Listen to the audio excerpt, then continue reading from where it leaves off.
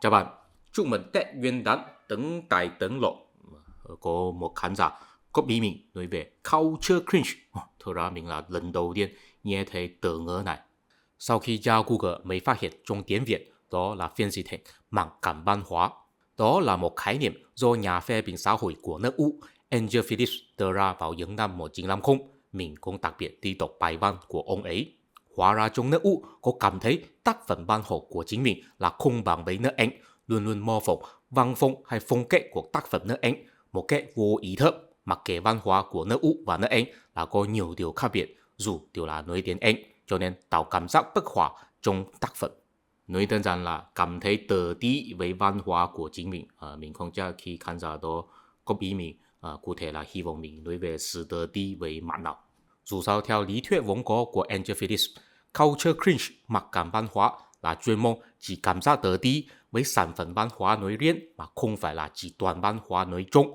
Tức là một người Úc có thể rất tự hào với văn hóa Úc, chỉ là không tự tin với tác phẩm văn nghệ của nước Úc thôi. Cho nên trong video hôm nay, mình cũng chỉ sẽ bàn luận về mặc cảm văn hóa trên mặt sản phẩm văn hóa. Thế sản phẩm văn hóa cụ thể là gì? Theo UNESCO, đó bao gồm nghệ thuật biểu diễn, nghệ thuật hình ảnh, kiến trúc, bảo tồn di sản, bảo tàng, triển lãm, thư viện, các ngành công nghiệp văn hóa, truyền thông báo chí, truyền hình, điện ảnh, ghi âm và các lễ hội. Xin để mình nói một cái rõ ràng dứt khoát, mặc cảm văn hóa sẽ xảy ra chính là vì tự ti rằng văn hóa của mình không thể sản xuất ra sản phẩm văn hóa tốt đẹp, đồng thời ngưỡng mộ văn hóa khác có thể sản xuất ra và thu hút mình. Thế nếu muốn hóa giải mặc cảm văn hóa, trên thực tế có thể đi nỗ lực sáng tạo ra sản phẩm văn hóa có chất lượng bằng với văn hóa khác.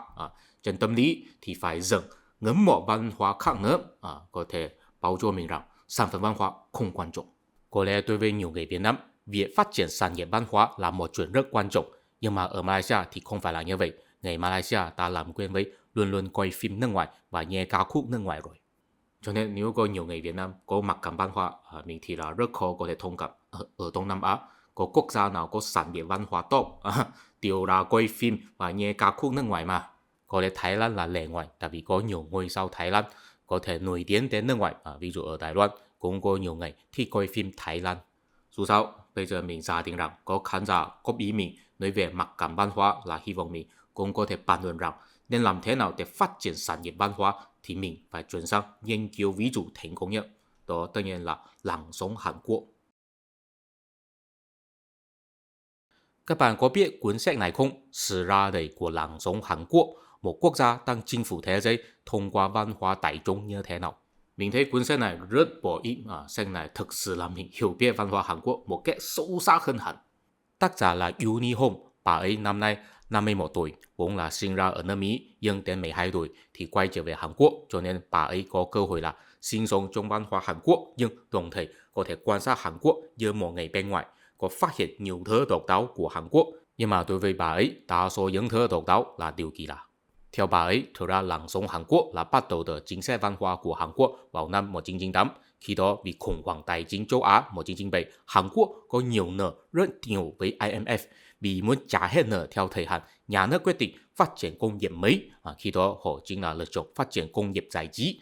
Tại vì họ thấy rằng công nghiệp giải trí không cần đầu tư nhiều, cũng không cần nguyên liệu thiên nhiên hay kỹ thuật cao, chỉ cần nhân tài thì được rồi. Cho nên dễ triển khai. Sau đó họ cũng thực sự trả hết nợ vào năm 2001. Trước năm 1998, thực ra công nghiệp giải trí của Hàn Quốc không có cơ sở nhiều lắm, người dân cũng là quay phim và nghe ca khúc của nước ngoài. Nhưng mà sau khi nhà nước quyết định phát triển công nghiệp giải trí, nhà nước trực tiếp đầu tư vào doanh nghiệp tư nhân, đưa ra nhiều chính sách bảo hộ họ. Ví dụ hạn chế sản phẩm nước ngoài nhập khẩu, chỉ đạo họ nên làm thế nào để chiếm được thị trường quốc tế. Kết quả là họ cũng rất phối hợp với nhà nước, hoàn thành nhiều mục tiêu. Tác giả Uni Hung có tóm lại một điều là nếu có ai muốn sao chép kinh nghiệm thành công của Hàn Quốc thì gần như là không có khả năng. Tại vì đó là liên quan đến cá tính độc đáo của người Hàn Quốc. Sau khi mình đọc hết cuốn sách, mình cũng thực sự khâm phục cá tính của người Hàn Quốc. Đó có hai điều. Một là rất phục tùng với quyền uy, điều này dễ hiểu. Điều thứ hai thì phải giải thích.